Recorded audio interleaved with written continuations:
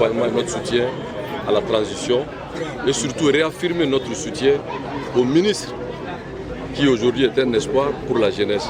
Il a été le patron de la jeunesse du Mali, il est le patron de la jeunesse de la CEMAS et aujourd'hui il incarne le leadership jeune dans le gouvernement. Et il est dans un département aussi important, l'employabilité des jeunes et la formation. Aujourd'hui, le Mali a besoin de cette jeunesse debout. Et Salia est un jeune. Il connaît le milieu, il connaît le problème des jeunes.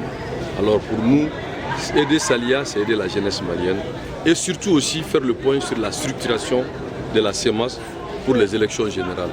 Derrière le leadership et la vision d'Imam Dicko, et sortir de la polémique, réaffirmer clairement la CEMAS et demander aussi aux autorités de la transition que la CEMAS veut participer au conseil de transition en tant que CEMAS.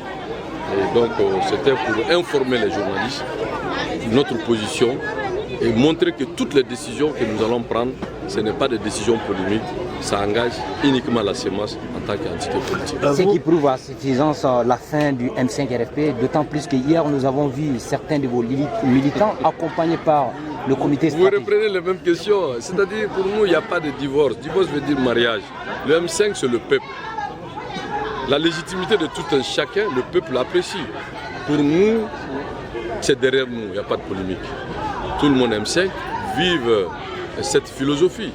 Maintenant, ce qui concerne l'avancée politique, les prises de position politiques, la CEMAS reprend son autonomie. Vous soutenez des deux membres de la CEMAS aujourd'hui qui se trouvent au sein du comité. Non. Ceux même que vous avez engagés au sein du comité. Non, vous savez, les gens, vous écoutez ce que les autres disent. Moi, je ne rentre pas dans les polémiques. J'ai dit, je suis CEMAS. J'ai organisé une conférence de presse CEMAS. Tout ce qui est dit est derrière moi. On peut avancer, il faut avancer. C'est comme une bicyclette. Quand vous arrêtez de pédaler, vous tombez.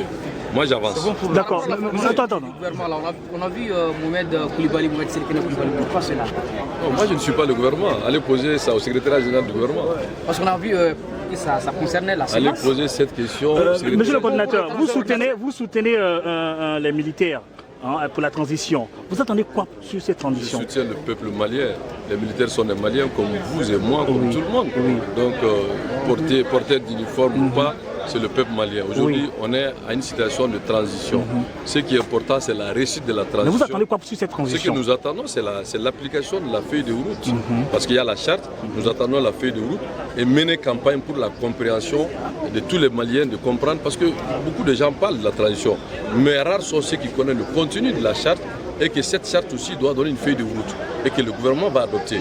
À partir de cet instant, nous allons à l'intérieur du pays, partout, et si cela est possible aussi, en dehors du Mali, aller au contact de tous les Maliens, même établis à l'extérieur, pour les expliquer le contenu et la mission. Et je l'ai dit, je réaffirme, je soutiens la transition.